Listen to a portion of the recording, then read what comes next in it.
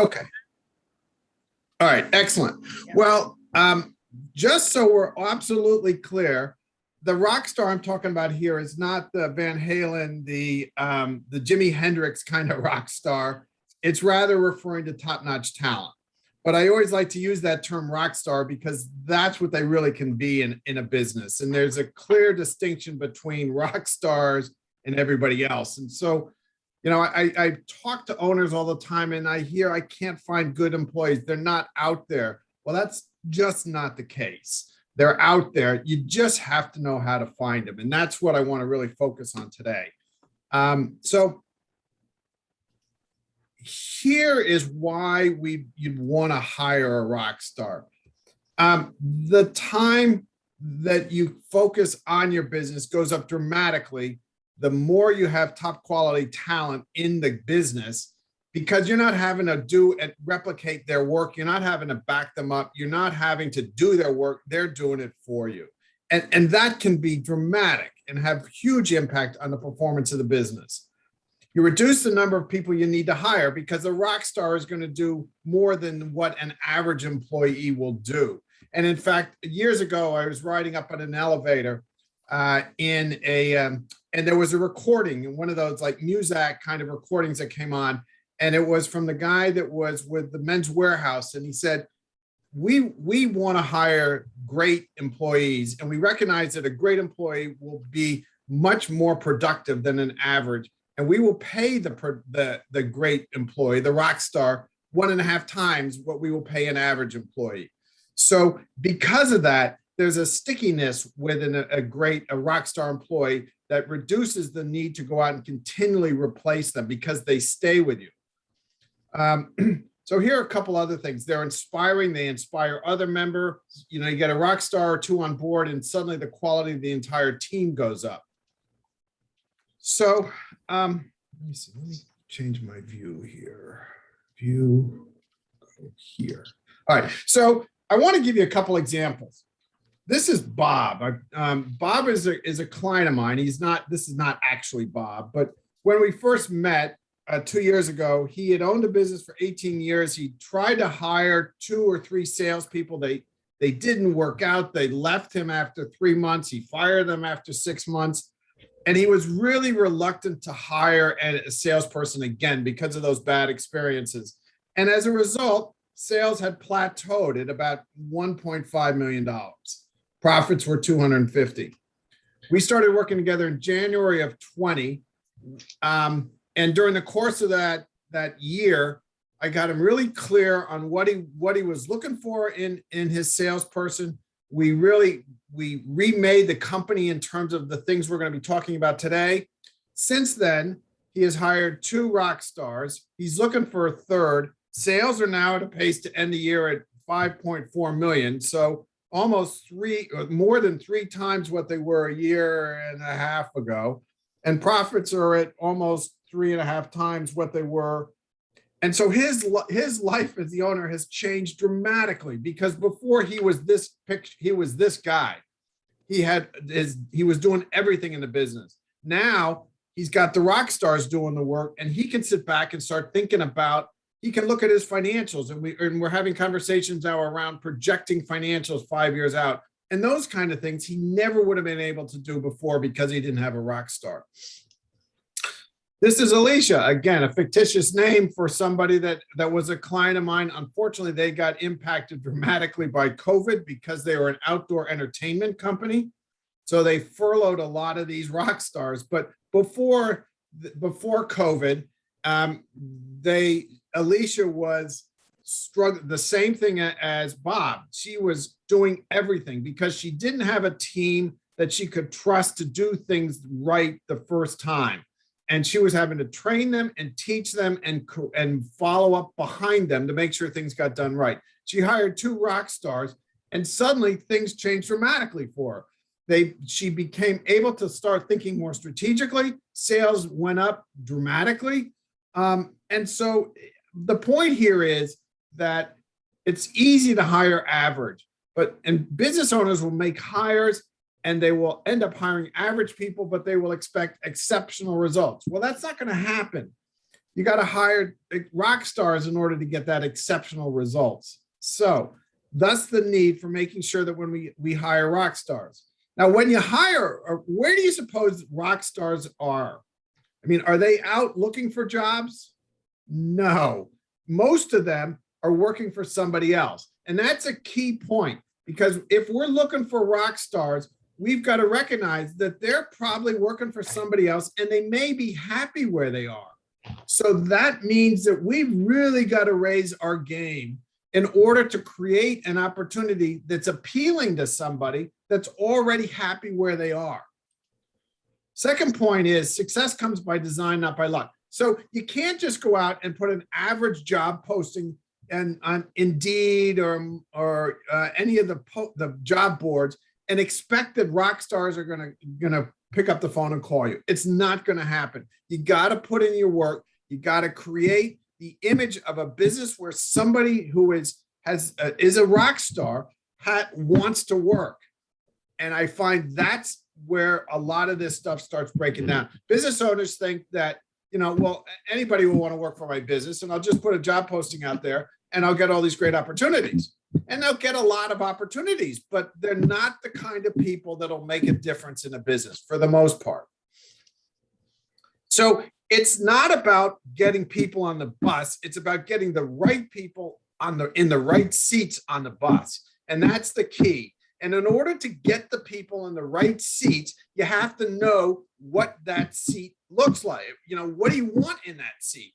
And so that's where it starts, requiring the owners to spend more time thinking about the job, thinking about what they're looking for. And that's all the sort of stuff we're going to start talking about.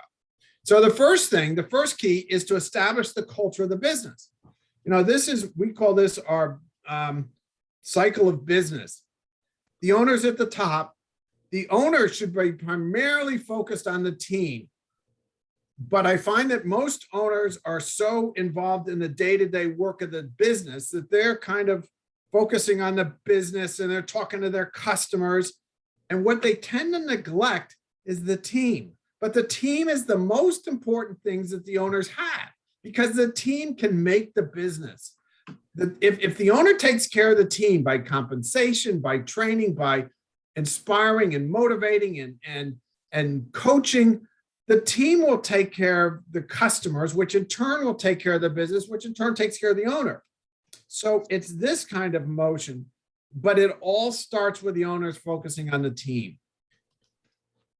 And so I don't know if anybody's seen this slide. I love this slide. This is where I find most business owners are spending their time, are doing these things. They're a hair salon, so the owner's out cutting hair. They're a programmer, they run a software company, so the owner likes writing code. So they spend their days writing code, designing web pages, whatever it is. This is the stuff that is called working in the business. And it's this sort of stuff that provides the distractions that prevent the owners from focusing on the team, because they're right in the midst of, they're up on a roof, putting on a roof, or they're writing code and they got to get the job done. And so they tend to put the team and any issues with the team back, and it slides and it slides, and the team can get neglected very easily. So, and these are the areas that they should be focusing on. And you can see in my mind, the first one is team. So when we're looking at team, the first thing we got to do is we got to create a company culture that is compelling to a rock star. And so what does that mean, a company culture? Well, it's, have you defined your core values? What are they? And are they as strictly adhered to? Action Coach has 14 core values. And when we hire people, we are evaluating them against those 14 core values. Not to say that everybody needs 14. I think that's high, but that you need to have an identified core values and stick with them. The rock star is going to want to know about the team morale. Are the employees get empowered? Are they just clocking in and clocking out? And they're just doing a job, they're viewing it as a job, or are they empowered and has the owner inspired them and the whole company is pulling together and working to overcome challenges and Do the employees feel like they're listened to and they're cared about? You know, that's the sort of thing that rock stars are going to want to see, because again, they're happy where they are. So why would somebody who's happy where they are come to work for a place where there's low morale, there are no core values that have been identified, it's chaotic? So leadership, you know, inspiring. Does the leader inspire? Do they motivate? Do they coach? Do they care about the employees? You can read these. I don't need to go through all these, but the point here is that the owner has taken time to create a business that attracts these kind of people. I mean, the ideal would be to have such a great reputation that rock stars are in a waiting list to come to work for the company. I mean, how great would that be? But it doesn't happen unless these types of things get done by the owner. Let's see, timelines. Okay. So the second thing we need to do is we need to identify what it is, who's your ideal candidate. You know, again, back to the bus. It's easy to fill vacant seats, but is that the ideal candidate? And is that the rock star? And do you really know what your ideal candidate looks like? And I don't mean physically looks like, but what characteristics do they have? What are their skills? And so, you know, have you created or thought about your organization? And have you clearly articulated the roles of everybody on your team to include the vacant seat? And, you know, that's important. And I even encourage business owners to take this and go out 5 years and think about, what is my organization? What do I want my organization to look like in 5 years? And then build it accordingly. So job descriptions are key. And here's one that a template that I provide my clients, where it kind of talks about, you know, the company. It talks about, you'll be responsible to see around the corner to develop responsive and efficient processes and delight our customers, blah, da, da, da, da. This is what the employee is going to be responsible for. The owner has sat down, has thought through that, and has clearly identified these as roles and responsibilities for this vacant position. Now, along with that are the skills, and skills, both technical skills, but also personal skills. How many of us have either worked for companies or hired people who were the best technicians at what they did? They know Excel inside out. They can recite all kinds of legal precedences.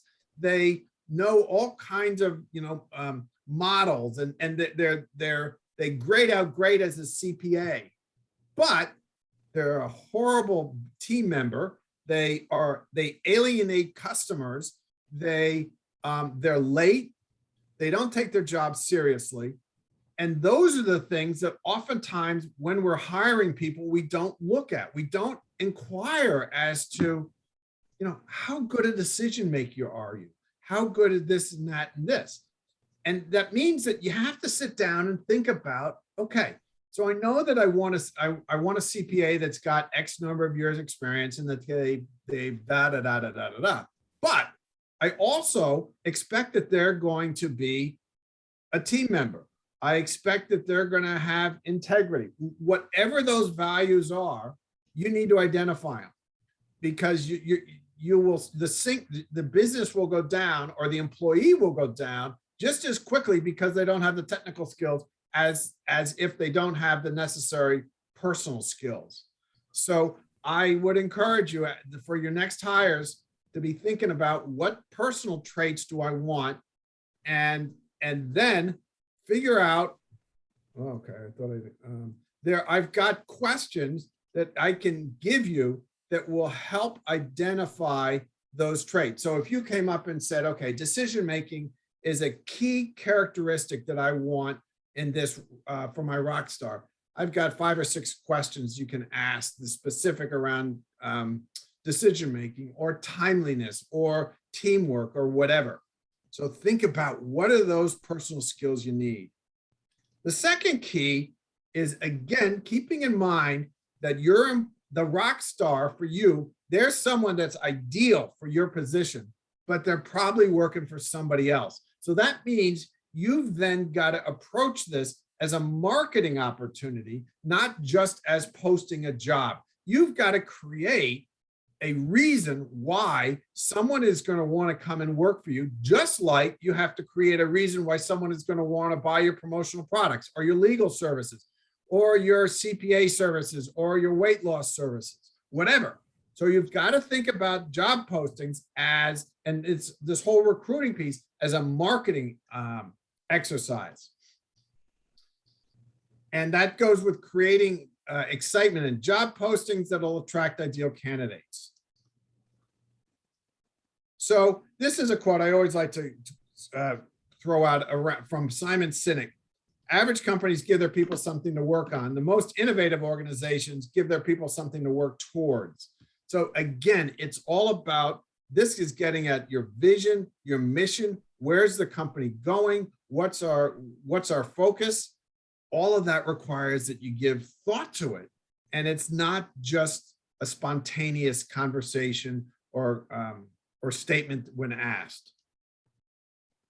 And compensation, going back to that message from the Men's Warehouse, think about, and in both cases that I cited, Bob and Alicia, they had to pay more than what they were initially going in at, but they recognized that by paying a little more, I'm getting a whole lot more than if I had just stuck with my average employee. So you got to look at it as an investment.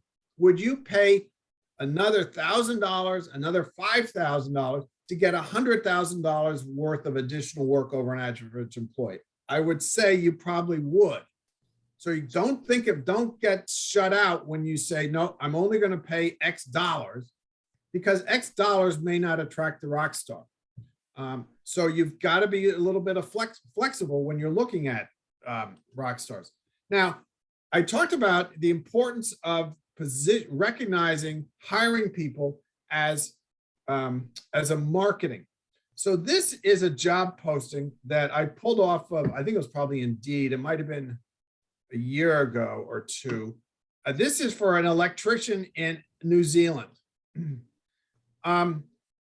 Calendar Electrical Services are seeking a New Zealand registered electrician to complete service jobs in the greater Auckland area. Do you have any of the following skills? Current electrical registration, previous electrical form, good at all around.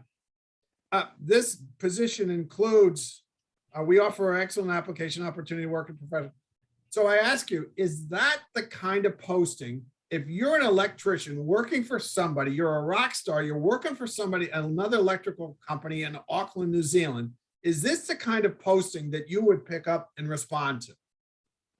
And I would guess that it's probably not compelling enough for you. There's nothing in here that really excites me. It tells me what the job is going to entail.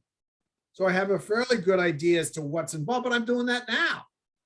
So why would I want to switch from a company I'm happy with to one like this? So and I should say, are there any questions?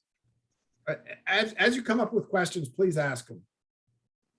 So let's look at another one. All right, also New Zealand. Our team prides themselves on delivering, and this is how the posting started. Our team provides us on delivering professional solutions to our clients on time and on budget. Our people have built such strong reputation in the market. We need another superstar to join the team.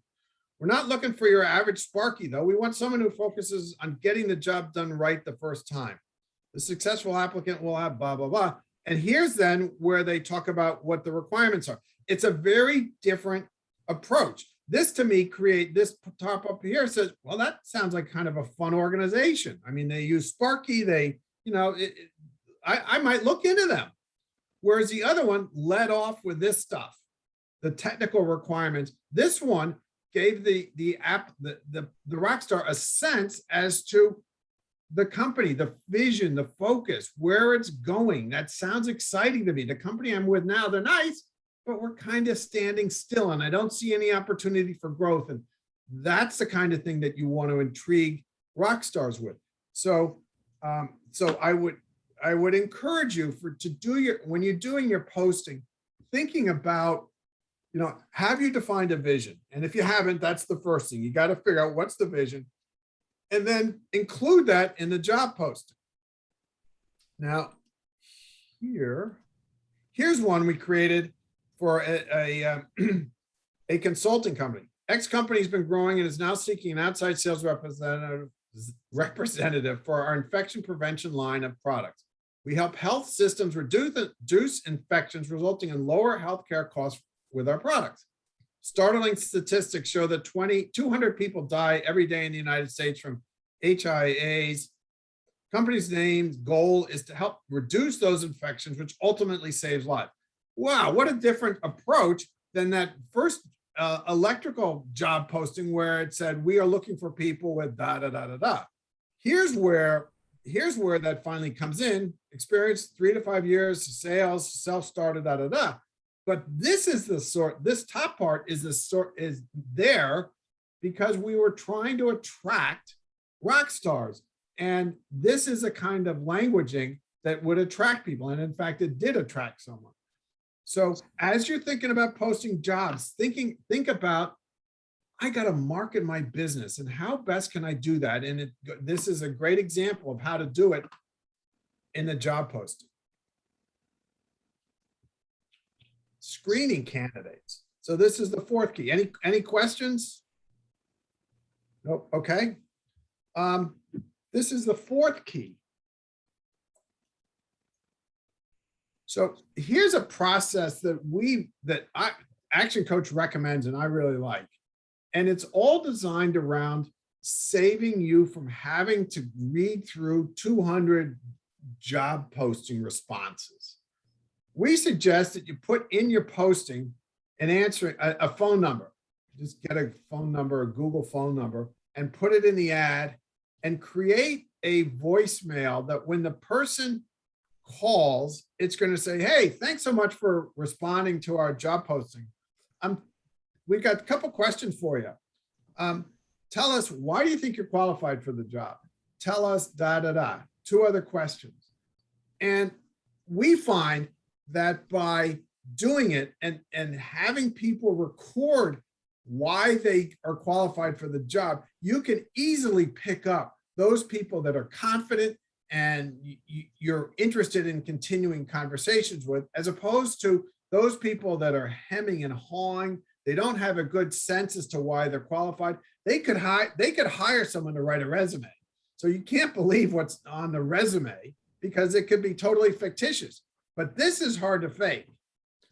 And so once you start listening, you play back those voice messages and you delete, you delete, and you delete. And the ones that you like, you call them back because you've asked them to leave them their phone number with you, and you invite them in for the next round of conversations. But that's an easy way to save yourself from having to read through a couple hundred job postings from people that really aren't qualified. They just saw it out on Monster and they just submitted an application.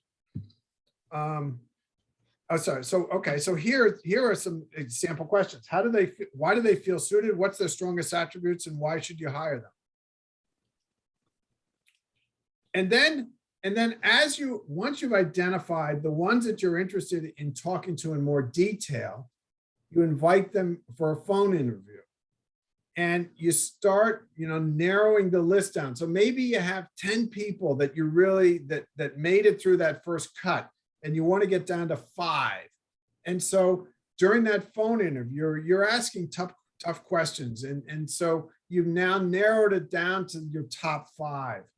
Then you start digging into, what are their personality traits? You start asking those questions that I talked about in terms of the personality. You're starting to assess, is this the right person for my vacant position? Do they have the skill sets? Do they have the personal traits that I'm looking for in this position? And don't lower your standards. It takes longer to find a rock star. There's no question about it, but it's very expensive to hire someone and then find that they don't work out. And you have to go back through the whole process again and potentially again. So I would encourage you to spend more time on the recruiting side and the interviewing side and make sure you get the right person. Because once you do, as we've seen, life becomes a whole lot easier for you. and knowing that Richard might be on the phone, have a behavioral assessment done, because that assessment will give you further insights into, is this really the best candidate for me? Do they look good in paper? Do they interview well, but they've got some baggage on the behavioral side? So, all those things need to line up. So, and here's a couple of examples of those competency questions. For open to change. Can you give me an example of when you have supported change within an organization? You can't ask that question of, are you open to change? Because everybody's going to say yes. If it's decision making, are you a good decision maker? Yeah. Do you like to make decisions? Yeah, of course. Though, because they know you're looking for that, and they could be terrible decision makers, but they're not going to say that. So ask them, when did you have to make a difficult decision within a team that most people were against? What was the toughest decision you ever had to make while it's at work? Why did you make the decision? What was the outcome? Those are the kind of questions. It's pretty tough to BS. And if they're trying to BS, you can see it, and you can, just dig in further to identify that BS. But these questions are key, and you need to have have come up with 4 or 5 of them to align with the personal traits that you expect in that job. All right, so the last key is to focus on onboarding. One of the worst, the most excited day of an employee's job is often the very first day they're coming to work for the business, because you've created this image of an organization that's all around saving people's lives, and you've presented that they love the morale, they love the your leadership style. You've got a very inspiring vision and mission, and they're all excited to come.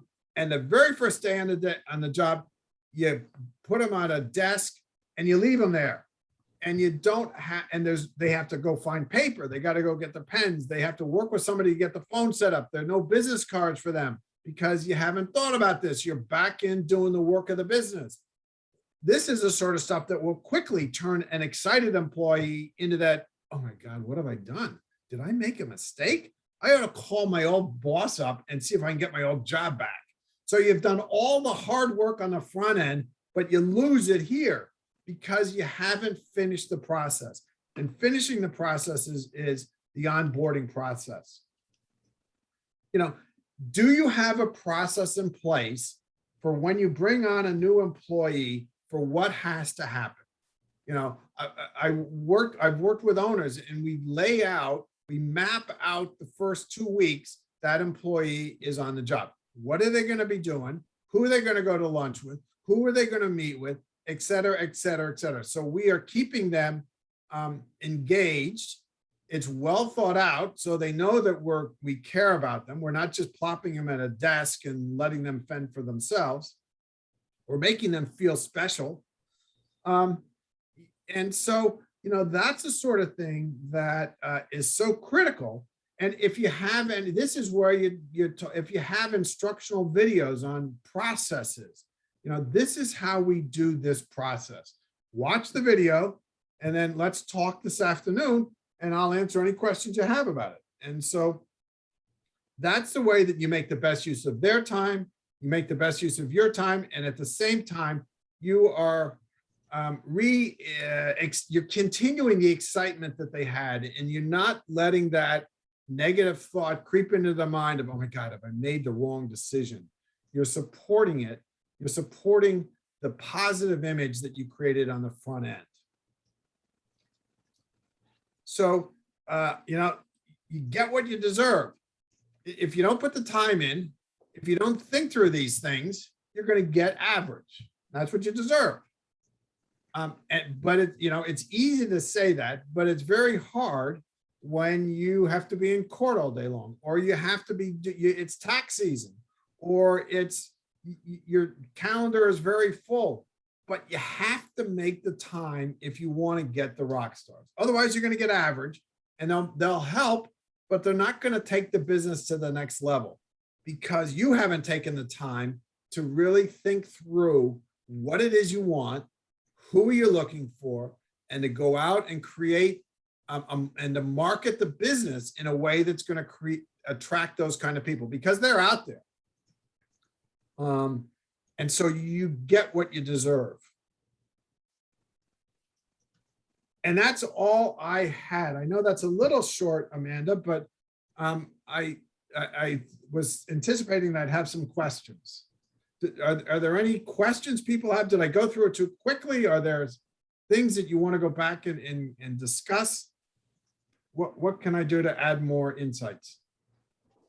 Jeff, do you see a difference in approach as being necessary depending on, for lack of a better word, the generation of the candidate?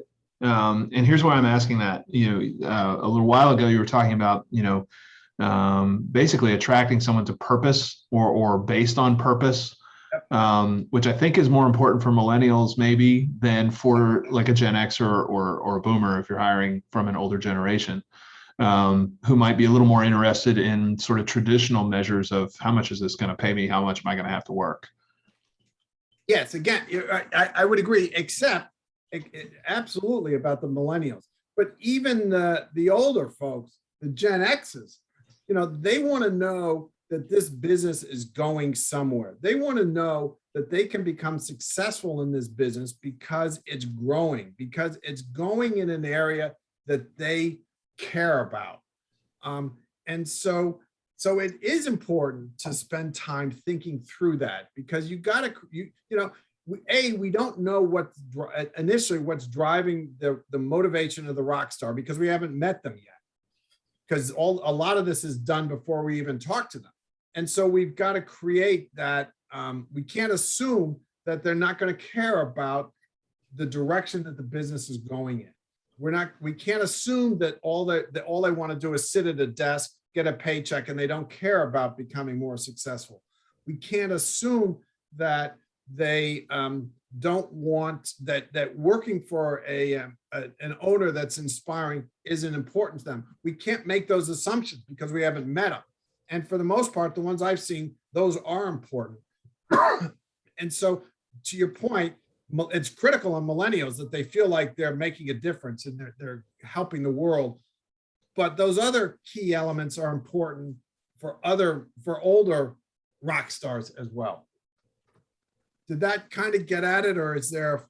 It did. I was having, as you remember last month when we were doing the lunch and learn, I was actually on my way to Maine, and it just was occurring to me a conversation I had with my cousin up there while you were giving your presentation. He is in management for a commercial bakery. He oversees their sanitation department, and he's having a hard time finding and keeping decent talent, so to speak.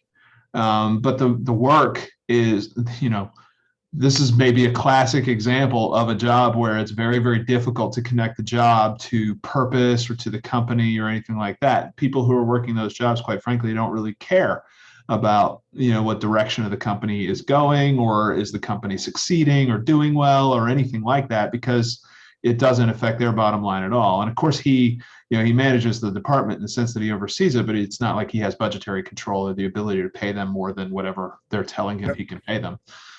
So, trying to come up with a way to motivate them by connecting them with the purpose of the company is extremely difficult. And I wondered if you had any insight on that, but that's what was motivating the question that I just asked you. Got it. Okay. Thanks, Mike. So what if your brother, your brother-in-law? My cousin. None of the above. Cousin. Hey, I'm from Alabama. It could be both.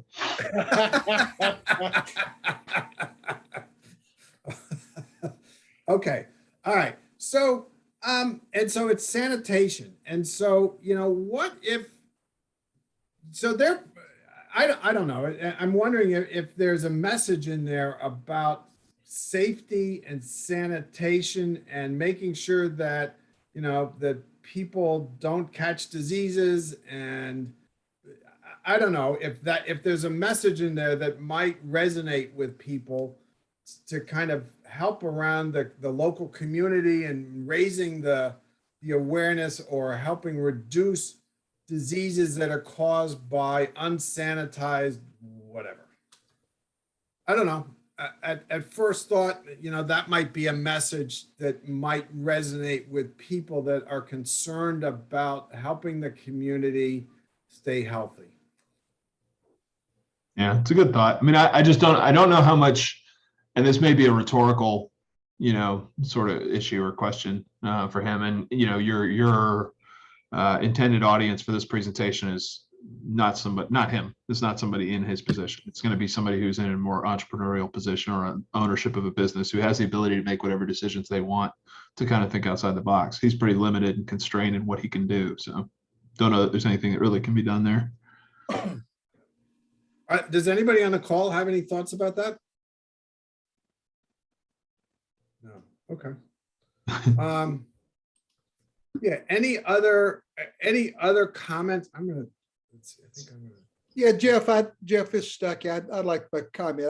Obviously, this whole subject is in the world that I live in day and night. Right. And I have seen many presentations on how to recruit, because I don't recruit. We work with those applicants when a company after they've already recruited.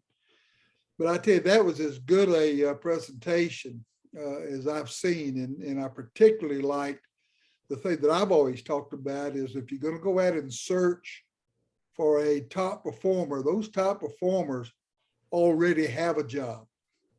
And those are the ones that a good company has got to seek out. And if some people will say, well, gosh, you've got to, you shouldn't go out and rob another company. Well, if you can rob another company, it's that company's fault for allowing that employee to leave, because a top performer working at a good company where somebody recognizes their performance, they're not going to leave. Right. But a top performer already has their job. A good presentation, Jeff. Thank you. Yeah, they have the job, but you know what? We'd probably all be, if an opportunity came along that was really exciting, we'd probably all at least be interested in checking out what it is. Maybe we don't call somebody, but at least we're going to read the entire job posting. Maybe we'll go out and look at the company's website.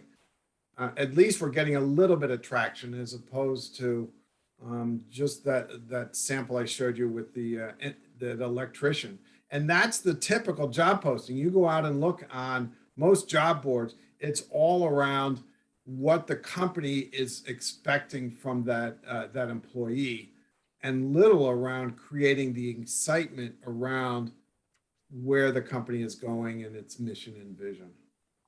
So, Jeff, I was just going to mention it's a new corporate client that I just got booked today, but for later in the month. But one of the things they were just talking about is, they have a wellness committee now that they've formed to bring in some mental health stuff, just given everything that's going on. But one of their biggest concerns is the continual turnover of staff and the people leaving, but not being terminated, but they're leaving by choice. And I don't know, like that's been a big thing for it's been a theme for a few of the companies that I've been working with, but that, people have taken this pandemic to reevaluate what they even want professionally, I guess. And so they're actually leaving well-paying, well-benefited jobs, and it's leaving huge holes in pretty high level positions that not just anybody can fill, so yep. I don't know if you're seeing that with some of your companies that you work with, or what the yep. trend you think is going to be. Is that going to continue? Because it's very unnerving for yep. them. So the anxiety level has had another element now. They can, they're losing their rock stars basically. Yeah, right. So there's a book out called First Break All the Rules. Okay. And it's based on a survey from the Gallup surveys. And it's over like interviews of over, I don't know, 1 million employees and managers. And what they said is people don't leave a job because of the job. They mm-hmm. leave a job because of the manager. Mm. And so the job could have, the manager, the job could have all the requirements that could be doing everything to provide health insurance, it could provide mm-hmm. dental insurance and a 401k and these things. But if the manager is terrible, is maybe not harassing, but they're not supportive, Mhm. that job becomes a whole lot unsticky. And there's nothing and the companies oftentimes are looking for creating more reasons in the job to stay. Okay. And they're not thinking about the leadership. And the leadership, at least the manager of that job, is the problem. Okay. So I would encourage you to see it, to have them get that book. Okay. That's good. Very informative, and it's got like maybe 12 or 14 questions that they encourage businesses to ask the employees Okay. about the job. And some of it is around management. Are they given freedom to make decisions? Are they coached or whatever? And Okay. that might provide some insights into, geez, we got some issues here around leadership. Yeah, that's good. Yeah, that is something that it was already happening, but they just found out like the last couple of weeks or so that they're going to be working more hand in hand with their parent company. And a lot of people are not happy about that, but it was happening even before that. But I think to your point, I mean, when there's insecurities or lack of transparency or questions that feel like they're coming from the top down, people are like, I'm out of here, Yeah. Some of these Hey, folks. Jeff. Yes, Richard. that's what Ah, you're look at talking about? you. What's that? Is this the book you're talking about? Yeah. All right, so hold on, let me get the gallery view. Where are you? Yes, that's it. Yep. Nice. Excellent book. Cool. I think it's by Buckingham. Yeah, Marcus Buckingham and Kurt Kaufman. Okay. It's a pretty easy read. That's good. All Yeah. right. Great. I read it pretty easy, so it should be an easy read for most people. Well, if it's somebody from Alabama can understand. Absolutely. The only thing I didn't like, it didn't have enough pictures. Oh, you gotta have pictures. No pictures. Oh, is it at least have big font?